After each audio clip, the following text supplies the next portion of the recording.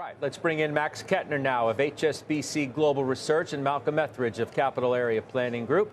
Malcolm's a CNBC contributor. It's good to have you both. Malcolm, what's your take on this, what some are calling euphoria post the election? Does it continue or take a break? Yeah, I think Courtney just used a great term there, the pull forward, when we talk about this Trump bump. And it's possible that a lot of the sectors that we expect to do well under this incoming administration might not be the ones that ultimately end up being in favor the next 4 years. So you look at like healthcare, energy, financials, they're having their day in the sun now, but but those won't necessarily be the ones that are ultimately the winners. But I think, even though logic would dictate that we're probably going to see a little bit of a give back here at some point soon following that Trump bump, I don't know that that necessarily is going to come as quickly as people anticipate. I think that the excitement over deregulation is so high and the expectations are so high right now. If you just look at Bitcoin crossing the $90,000 threshold, for example, I think this is going to carry for quite some time through the end of this year and probably into early next year. Max, what's your thought? How do you see things? Yeah, good afternoon. Look, I think we're talking perhaps a little bit too much, actually, about the election outcome, and we're not focusing enough on what kind of starting point we're at.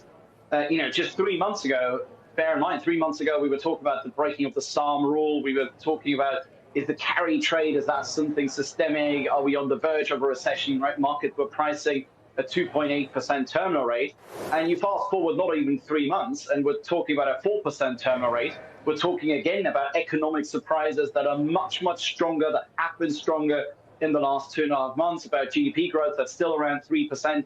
I think one of the things that are still so underappreciated is these revisions to the national accounts data in the US. I think, real disposable income just happens to be almost $1 trillion higher than we previously thought. So I think we're perhaps giving a little bit too much credence, a little bit too much going into the nitty-gritty around the election outcome, and not focusing enough on how strong actually the U.S. is, on what a strong footing the U.S. economy is. And that really should bode well, particularly for U.S. risk assets. It's good for U.S. high yield, it's good for U.S. credit, it's good for U.S. equities, it's good for the cyclicals, but actually slightly independent even from that election outcome, I would say.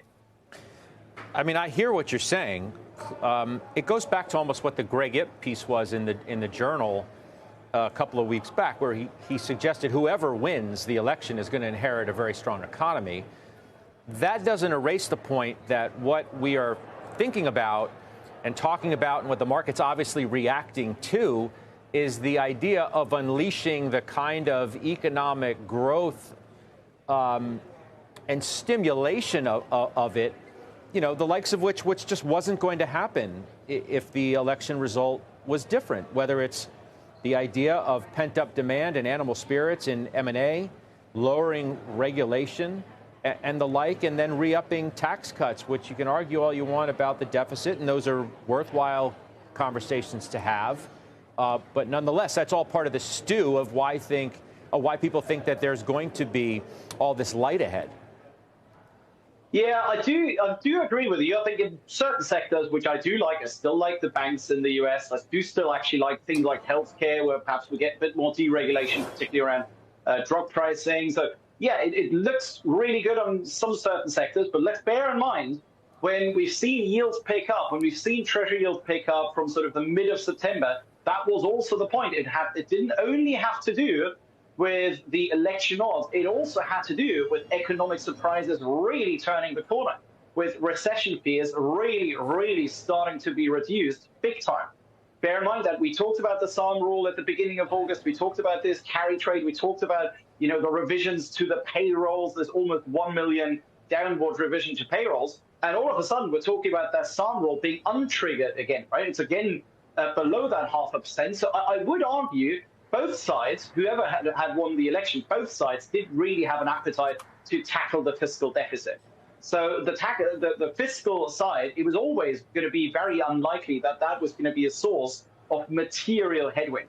We now obviously get the rate cuts on top of that. Like you say, we get the deregulation on top of that. We get the fiscal stimulus on top of that. All of that really is, to your point, should be unleashing a bit more animal spirits. The negative about it is there needs to be probably some certain point where higher yields start to bite. However, when we look at what Fed Chair Powell was saying last week, no, he had the opportunity to push back 3 times, and he was saying, look, the labor market, it's strong, but we don't care. It's not a source of inflationary pressure right now. We don't care that growth is stronger. We love it. We're nailing that soft landing. And it doesn't stop us from cutting rates. So for now, I think actually, particularly given the Fed last week, long-end bond yields are probably capped around 4.5%. And that if we just have sideways yields and bond volatility going down, that alone should already be enough for high yield, for credit, for emerging markets, and for the S&P to rally further. Malcolm, it does raise a question. As we see today, the 10-year hitting 445, and the stock market taking a little bit of a pause. To what level is there maybe more feeling of pain if yields continue to go up? I think that the rules have sort of changed as of November 5th, right? So 3 months ago in market timing is a long time ago. And so if we just consider the fact that, yes, yields have started to spike, and to this point, the last 4 years, that has actually been meaningful in terms of where the stock market started to go. We have rates that are coming down, as we talked about, but I don't know that we can necessarily guarantee that next year is going to continue an easing cycle. Maybe we get one more cut toward the end of this year, and then we have to find out what that actually means for the natural rate going forward. Or maybe we have an incoming administration that uses the bully pulpit to force the Fed to push rates lower than they actually need to go, a la 2019. So I think that a lot is up in the air right now, which is the reason that the markets are responding the way that they are post-election. And we can't discount how much of an impact all of that certainty and then uncertainty is playing out in the markets right now. It's not like everything, Court, has worked so well since the election. Things that are yield proxies, staples, not great. You like dividend, utilities, not great. You do like dividend payers. Are you making the difference between payers versus growers? And if you even like dividend payers, to what degree are higher yields a problem? Yeah, and higher yields, I think that obviously is going to be a problem, just generally speaking, with stock markets, and it's something you need to consider, where basically yields are telling you that they don't believe Fed has inflation under control. So that's where having some inflation hedges in there is absolutely going to be important. But I think dividends are going to continue to be important. And one thing that is talked about a lot with the new administration is tax cuts, and dividends are paid in after-tax dollars, which is where you could actually see those rise if those tax cuts actually happen. And a lot of those are your cyclical sectors, which also, again, are going to outperform. So that's why I think you want to look at your dividend payers as opposed to your growth sector. Max, you say to be tactically overweight Asian equities along with emerging market equities. I mean, we've already raised the tariff issue, but you didn't really defend your position on being overweight Asian equities if we're worried about an increase in tariffs, which seem almost a certainty at this point. The degree to which they have an impact will be argued, of course, right up until and thereafter they're levied. I referenced what Nelson Peltz said earlier at Delivering Alpha. He thinks they're going to be used, and he thinks they're going to be successful. Yeah, look, most of our Asian equity overweight, the tactical one, is actually on Japanese equities, which I would argue is really not related that much to tariffs. It's much more related to 2 things. Number one, we had foreign investors really fleeing Japanese equities in August and in September. So we had the biggest drop in foreign investor flows ever since 2020, right? So we had really the biggest exodus out of Japanese equities since COVID, since the first COVID wave. So investor positioning, particularly foreign investor positioning, tactically at least, is really a bit on the light side. That should be supporting that kind of tactical overweight stance in Japan. The other one is actually more an extension to the U.S. equity overweight and to probably the main risk that we are fearing. So you guys were just talking about, higher yields. At what point does that bite?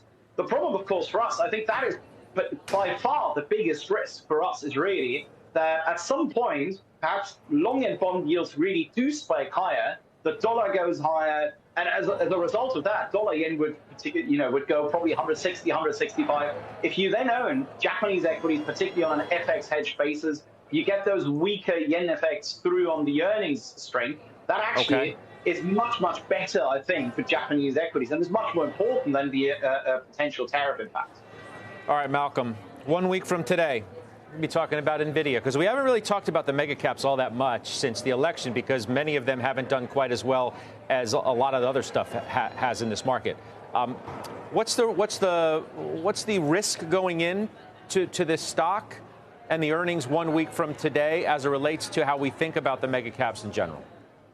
Yes, Scott, you've asked me pretty much throughout this entire year whether I thought the mega cap tech trade was still going to be the thing to lead us higher and higher. And each time it was a resounding yes for me. And I made the case that until something meaningful happens that comes along and breaks investor psychology, that really forces us to step away from the large cap growth, from the large cap tech names, the rest of large cap growth wouldn't have their opportunity to shine. I think that the tariffs that you guys were just talking about being levied against Chinese corporations and all of the other regulations that we're hearing about coming from the incoming administration that will impact the tech sector, specifically the big tech names, I think that this might be the moment that we turn around and look back at 6 months from now, where we say that's where the mega cap tech trade was broken. I'm not exactly ready to proclaim that for sure just yet, but I definitely am getting concerned that this might be the place where mega cap tech starts to decelerate and someone else takes up the helm, maybe financials, for example. Court, last point to you. You can react to that, right? As I said, a week from today, we're going to be consumed with NVIDIA. Absolutely. And I think the biggest risk there is just it has such a high bar, right? I mean, that has been driving the markets. It is one of the largest parts of the S&P 500 right now. You're seeing over 30% of the S&P is just your technology companies. And I think that is the concern, is if you see this rotation or this broadening happening and other money is going elsewhere, that can bring down the overall indices. I don't think it's ending here yet, but yeah, I just don't think we want to be throwing money at it. All right. It's good to see you back here. Thanks for having me. It's Courtney Garcia here on set. Malcolm, Max, we'll talk to you soon. Thanks so much.